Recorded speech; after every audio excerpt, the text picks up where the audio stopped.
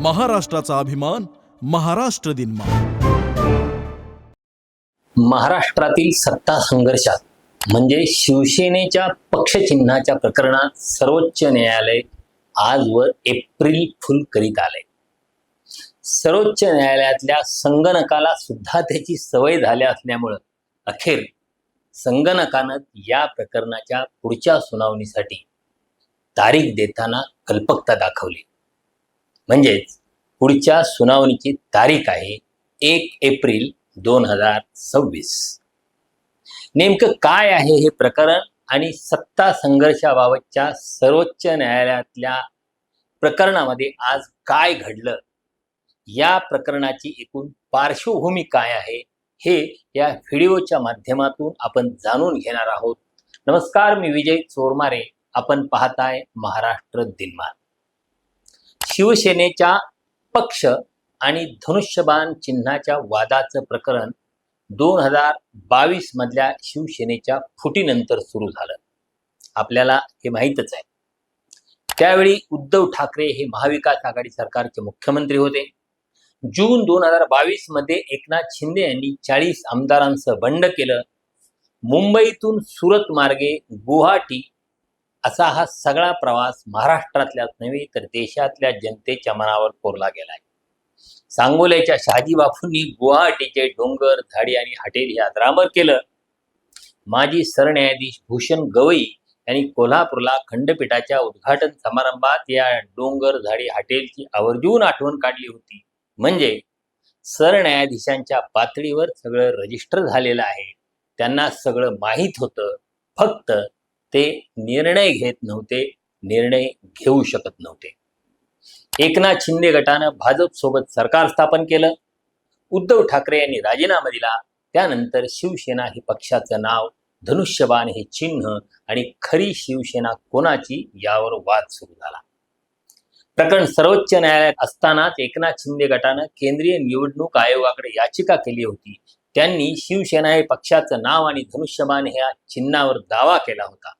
निवडणूक आयोगाला त्यावर सुनावणी घेण्याची प्रचंड घाई लागली होती, परंतु तत्कालीन सरन्यायाधीश NV रमणा यांनी सांगितलं की सर्वोच्च न्यायालयातली सुनावणी होईपर्यंत निवडणूक आयोगानं निर्णय घेऊ नये। न्यायमूर्ती रमणा या प्रश्नी कठोर भूमिका घेतली होती, परंतु केंद्र सरकारनं त्यांनाही कसल्या तरी पेचात अडकवलं असावं, त्यामुळं त्यांनी या प्रश्नी निर्णय दिला नाही। प्रकरण लटकावून ठेवूनच ते निवृत्त झाले। मधल्या काळात न्यायमूर्ती उदय लळित सरन्यायाधीश झाले, परंतु त्यांचा कार्यकाल 3-1 महिन्यांचाच असल्यामुळं त्यांनी या प्रकरणात फार लक्ष घातलं नाही। त्यांनी पुढचे सरन्यायाधीश न्यायमूर्ती धनंजय चंद्रचूड यांच्याकडे सगळी जबाबदारी सोपवली।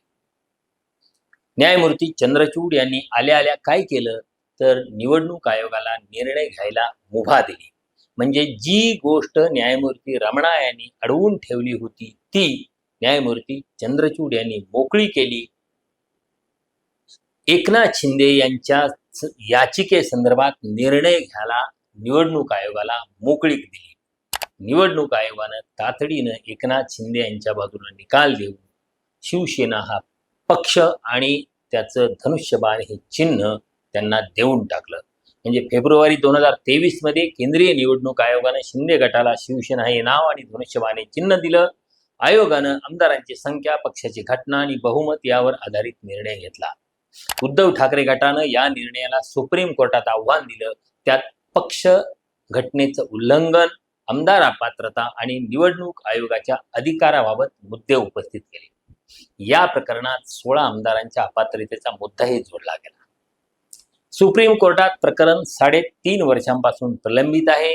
दरम्यानच्या काळात NV रमणा, उदय लळित, धनंजय चंद्रचूड, संजीव खन्ना आणि भूषण गवई हे सरन्यायाधीश आले आणि निवृत्त सुद्धा झाले। न्यायमूर्ती सूर्यकांत सध्या कार्यरत आहेत। त्यांच्या काळात 2 वेळा सुनावणी पुढे ढकललेली आहे। मधल्या काळात एकदा ते महाराष्ट्रात येऊन गेले, तेव्हा एकनाथ शिंदे आणि अजित पवार यांनी त्यांचा सत्कार सुद्धा केलेला होता। म्हणजे ज्यांची प्रकरणं आपल्या समोर सुरू आहेत त्यांच्याकडून खुलेआम सत्कार सरन्यायाधीशांनी स्वीकारलेला होता आणि त्यावेळी त्यांच्यावर चौफेर टीका सुद्धा झालेली होती।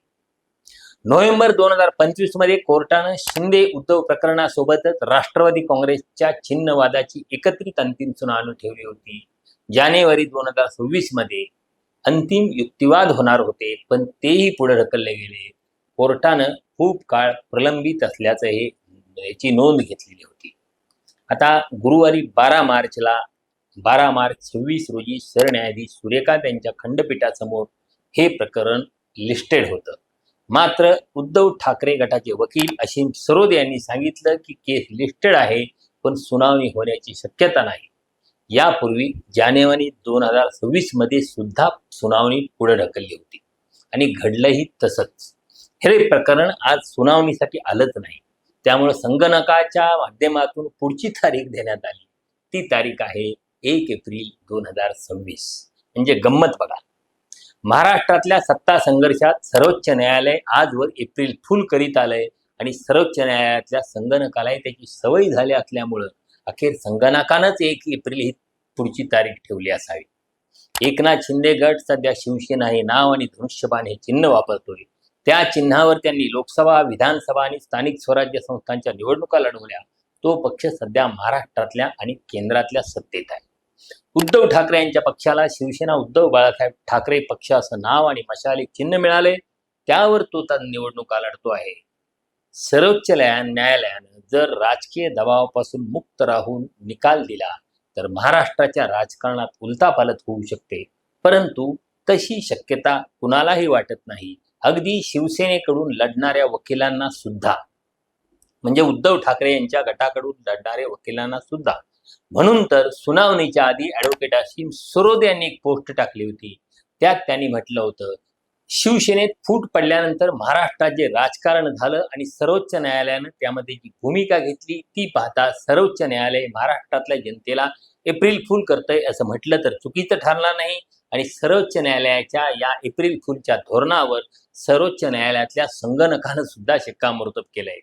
सत्ता संघर्ष पिटिशन उद्या सर्वोच्च न्यायालयात सिरियल नंबर 40ला असल्यानं रीच होण्याची, यात सुनावणी होण्याची शक्यता नाही. दरवेळी आणि वारंवार हे असंच लिहिण्याचा सुद्धा आता कंटाळा आलाय. मूळ शिवसेना आणि उद्धव बाळासाहेब ठाकरे यांच्यावर कायद्याच्या प्रलंबित प्रक्रियेतून अन्याय होतोय. असंविधानिकतेची सवय होती. लोकशाही प्रक्रिया गोठवली जाण्यात सगळेच सहभागी असल्याचे शल्य प्रबळ होते. असीम सरोदे म्हणाले होते तसंच झालं. प्रकरण सुनावणीला आलं नाही.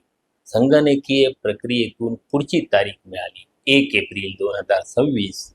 एकूणच न्याय व्यवस्थेवरचा विश्वास डळमळीत होण्याचा हा काळ आहे.